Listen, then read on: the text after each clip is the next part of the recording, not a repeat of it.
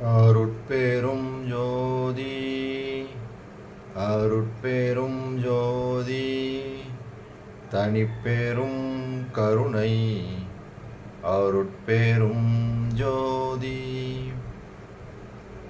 எல்லாம் செயல் கூடும் என் ஆணை அம்பலத்தே எல்லாம் வல்லான் தனையே ஏத்து. ஓம் ஸ்ரீ ராமலிங்காபயம். ஓம் ஸ்ரீ ராமலிங்காபயம். ஓம் ஸ்ரீ ராமலிங்காபயம். எல்லோருக்கும் வணக்கம். இது எனது யூடியூப் சேனலான எல்லாம் செயல் கூடும் வள்ளலார். நான் வள்ளலார் முத்து பேசுகிறேன். இன்றைய பதிவில் நாம் அடியார் பேறு என்ற தலைப்பின் கீழ் வரும் 19வது பாடலுக்கான விளக்கத்தை பார்க்க இருக்கின்றோம். முதலில் நான் பாடல் வரிகளை படிக்கிறேன், பின்பு விளக்கத்தை பார்ப்போம். எல்லாம் உடையாய் நின் செயலே எல்லாம் என்றால் என் செயல்கள் எல்லாம் நினது செயல் அன்றோ. என்னே என்னை புறந்தள்ளல் வல்லாய், என்னை புறம் விடுத்தால் புறத்தும் உன்றன் மயம் அன்றே. நல்லார் எங்கும் சிவமயம் என்றுரைப்பார் எங்கள் நாயகனே. இதுதான் இந்த பாடல். இதுக்கு விளக்கம் பார்க்கணும் அப்படின்னா, எங்கள் நாயகனே, எல்லாம் வல்ல இறையே, உலகில் நடக்கும் செயல்கள் எல்லாம் நினது செயல் என்று பெரியோர்கள் கூறுவது உண்மையாயின், நான் செய்யும் செயல்களும் நினது செயல்கள் ஆகாதோ. அன்றியும் எனக்கு நீ அருளை கொடாமல் புறம் தள்ளுவது எவ்வாறு சாத்தியம்? எல்லாம் வல்லானே, என்னை புறம் போக விடுவாயெனில் புறம் என்பதும் நீ நீக்கமர நிறையும் இடம் அல்லவா? இதனை நன்கறிந்த நல்லார் இதை நன்கறிந்த நல்லோர் அனைவரும் எல்லாம் எங்கும் சிவமயம் என்று உரைப்பது உண்மை அல்லவா அப்படின்னு சொல்லி இந்த பாடலை மிகவும் அருமையாக சொல்லியிருக்காங்க. எப்படி சொல்கிறாங்க அப்படின்னா, எல்லாம் நீயாக இருக்கும்போது, அப்போ எல்லாம் நீராக இருக்கும்போது எல்லா செயல்களும் உனது செயல்களாக இருக்குது. அப்படி இருக்கும்போது நான் செய்யும் செயல்களும் உனது செயல் ஆகிறாதா அப்படின்னு சொல்லி அப்படியே கடவுளை அப்படியே மடக்கி ஒரு கேள்வி கேட்குற மாதிரி அருமையாக கேள்வி கேட்குறாங்க. அதுவும் இல்லாமல் எனக்கு அருள் கொடுக்காம நீ புறந்தள்ளிட்ட அப்படின்னா, புறந்தள்ளல்னு ஒன்று இருக்குதா? ஏன்னா எல்லாம் எங்கும் சிவமயம் அப்படின்னு தான் பெரியவர்கள்லாம் சொல்கிறாங்க. அப்போ புறம்னே ஒன்று இல்லவே இல்லை. அப்புறம் நீ புறந்தள்ளினாலும் உனது அருள் வயப்பட்டு தானே நான் இருக்கிறேன். அது எப்படி நான் புறத்தில் இருக்கேன்னு நம்ம ஐக்கியப்படுத்த முடியும் அப்படின்ற மாதிரி இந்த கேள்வி இங்கே வைக்கிறாங்க. இதில் அவங்க அந்த பேதம் இல்லாத நிலை, அதாவது கடவுளும் அவரும் ஒன்றாகி இருக்கக்கூடிய அந்த நிலையை இங்கே வலியுறுத்தி சொல்கிறதுக்காக இந்த மாதிரி பாடலை ஏற்றிருக்காங்க. நம்மளுக்கு ஏன் பேதம் தோன்றுறது அப்படின்னா, நாம் வேறு கடவுள் வேறு அப்படின்ற மாதிரி நிலைப்பாடில் இருக்கிறதுனால தான் அந்த பேதம் தோன்றுறது. இது எப்போ இப்போ நான் மேம்போக்காக சொல்லலாம் நானும் கடவுள் ஒன்று அப்படின்னு, ஆனால் அது உண்மை இல்லை. உண்மைக்கே ஐக்கியமாகணும், கடவுள் நிலையறிந்து அம்மையமாதல் அப்படின்றது அந்த நிலை அனுபவம். அப்படி இருக்கும்போது சொல்லக்கூடிய விஷயங்கள்லாம் இதெல்லாம் நான் மேம்போக்காக சொல்கிறதுனால அதில் ஒரு பிரயோஜனமும் கிடையாது. வள்ளல் பெருமான் நீங்கள் எதை சொல்கிறாங்க அப்படின்னா, அந்த பேதமற்ற, அதாவது அபேதம் அப்படின்னு சொல்லுவாங்கள்ல, இதுக்கு அவரே உரைநடை பகுதியில் அதே உபதேச குறிப்புகளில் அருமையாக சொல்கிறாங்க. தலைப்பே பார்த்திங்கன்னா அபேதம், அப்புறம் இன்னொன்று கவலை, 2 தலைப்பு. இந்த தலைப்பில் பாருங்கள், அபேதமில் தங்களை பார்க்க வேண்டுமானால் என்னை பாருங்கள், என்னை பார்க்க வேண்டுமானால் தங்களை பாருங்கள், தங்களை பார்த்தால் என்னை பார்ப்பீர்கள், என்னை பார்த்தால் தங்களை பார்ப்பீர்கள். எவ்வளோ அருமையாக சொல்லியிருக்காங்க பாருங்கள். இதுதான் பேதமற்ற நிலை. இன்னொன்று கவலை. கவலை கூடாது, உள்ளும் புறமும் ஓர் துணையாக வள்ளல் இருப்பதால் வாட்டம் அடைவதற்கு காரணமே இல்லை. கவலை, நம்ம அனுதினம் எதையாவது ஒரு நினச்சி கவலைப்பட்டுக்கிட்டு இருக்கோம். ஏதாவது ஒன்று இருக்கலாம், வேலை இல்லை, வறுமையாக இருக்குது, அதாவது குழந்தைகளுக்கு திருமணம் ஆகாமல் இருக்குது, ஏதோ ஒரு காரணம் இருக்குது, நோய் வாய்ப்பட்டிருக்கோம், நோயினால் சிரமப்பட்டுருக்கும்போது நோய் எப்போ தீரும், இது மாதிரி பலவித காரணங்கள். இதனால் நம்ம கவலைகள் இல்லாத மனிதன் இன்றைக்கி இல்லாத மாதிரி சூழ்நிலைகள் இருக்குது. அப்போ வள்ளல் பெருமானுங்க என்ன சொல்கிறாங்க? கவலை கூடாது, உள்ளும் புறமும் ஓர் துணையாக வள்ளல் இருப்பதால் வாட்டம் அடைவதற்கு காரணமே இல்லை. நம்ம வாட்டம் அடைந்துட்டு சுத்த சன்மார்க்கத்தில் இருந்துட்டு நாம் கவலையே படக்கூடாது. ஏன்னா உள்ளமும் புறமும் அவர் தான் இருக்கார். நான் வேறு நீ வேறு இல்லை. மேலே பார்த்தோம் அபேதம்ல. என்னை பார்க்கணும், உங்களை பார்க்கணும்னா என்னையை பாருங்கள், என்னையை பார்க்கணும்னா உங்களை பாருங்கள். எவ்வளோ அருமையாக சொல்கிறாங்க பாருங்கள். இந்த மாதிரி ஒரு நிலைப்பாடோடு தான் நாம் நமது வாழ்க்கையை அமைச்சுக்கொள்ளணும்.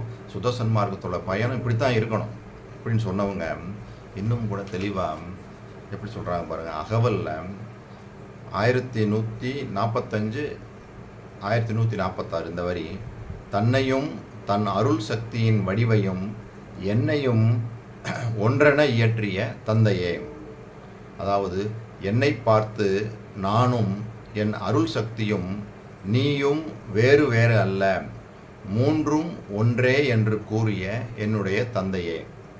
அப்பா, அதாவது இறைவன் வள்ளலார்கிட்ட எப்படி சொல்கிறானாம்மா, நான் தான் நீ அப்படின்னு சொன்னதுனால இங்கே வள்ளலார் தான் அந்த இறைவன். வள்ளலார் வேறு இறைவன் வேறு அப்படின்ற பேதமே இங்கே கிடையாது. வள்ளலார் தான் இறைவனாக இருக்கிறாரு அப்படின்றது இங்கே தெளிவாகுது.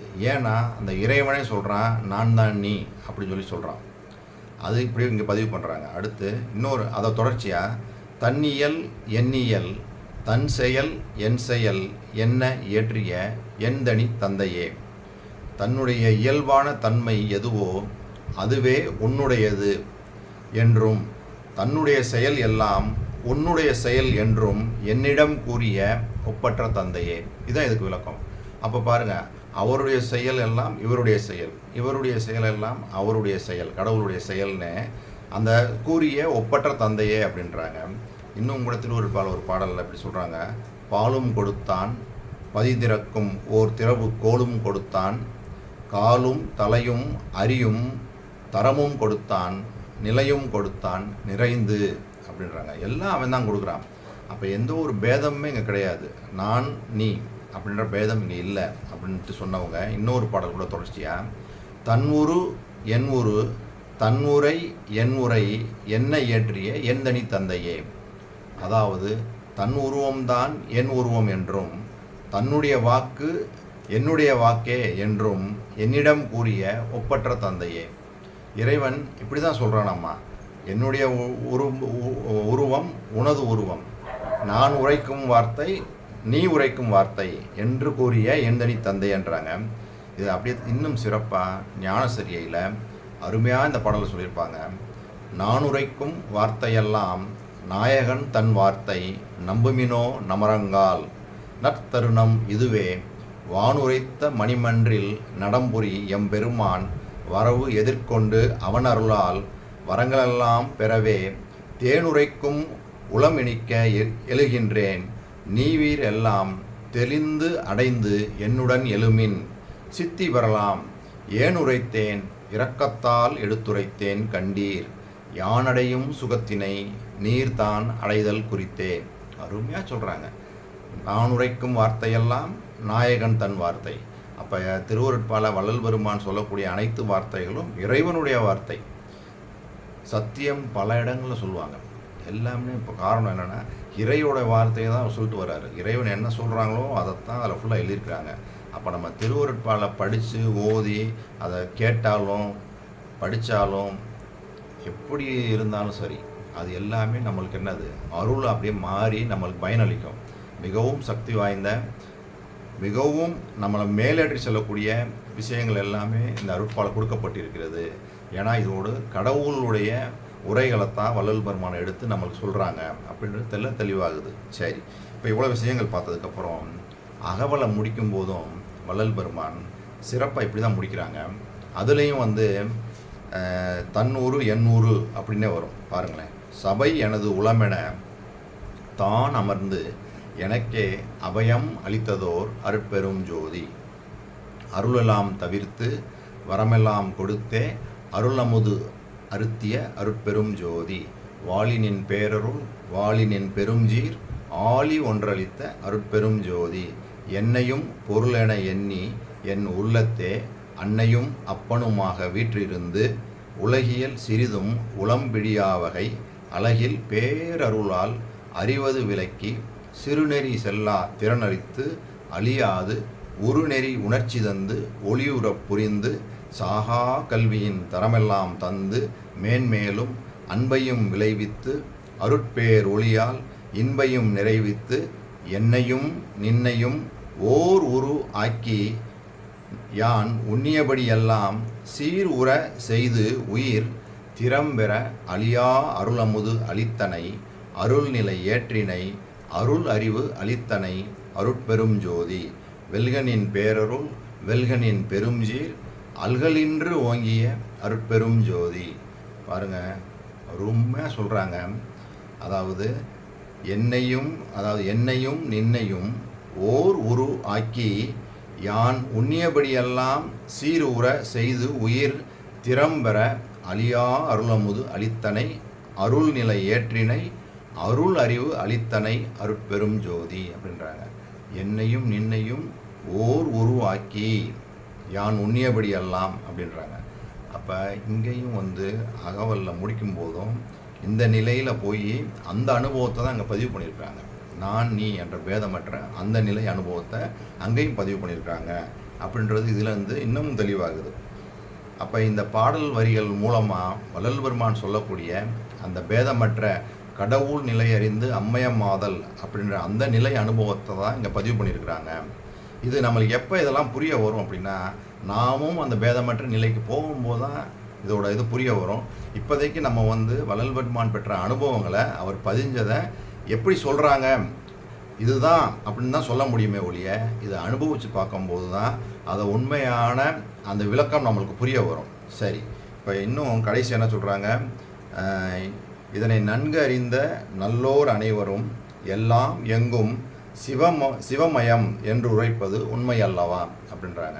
அதாவது கடவுள் எல்லா இடங்களிலும் நீக்கமர நிறைந்திருக்கின்றான் அப்படின்றதுக்கு வள்ளல் பெருமான் அதே அகவலில் அதே ஞானசரியில் இந்த பாடல் பாருங்கள். தானே தானாகி எல்லாம் தானாகி அலனாய் தனிப்பதியாய் விளங்கிடும் என் தந்தையை என் தாயை வானே அவ்வான்கருவே வான்கருவின் முதலே வல்லால் என்று அன்பரெல்லாம் உள்ளா நின்று அவனை தேனே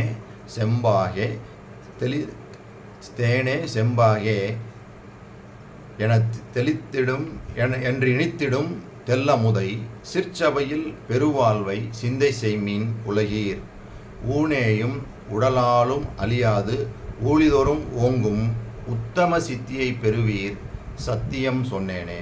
பாருங்க, அழியாத சித்தி, பேரின்ப சித்தி, பெருவாழ்வில் வாழலாம். சத்தியமாக சொல்கிறேன், தானே தானாகி எல்லாம் தானாகி அலனாய் தனிப்பதியாய் விளங்கிடும் என் தந்தையை என் தாயை அப்படின்னு ஆரம்பித்து பேரின்ப சித்தி பெருவாழ்வை நம்ம பெற்று வாழலாம்னு சொல்லி முடிக்கிறாங்க.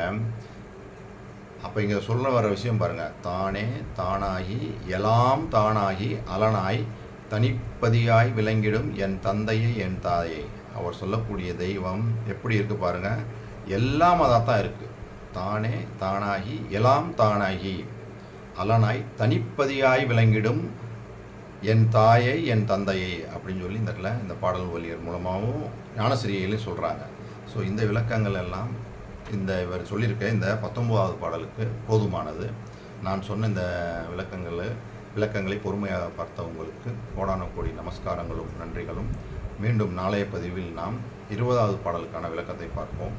அருட்பெரும் ஜோதி அருட்பெரும் ஜோதி தனிப்பெரும் கருணை அருட்பெரும் ஜோதி.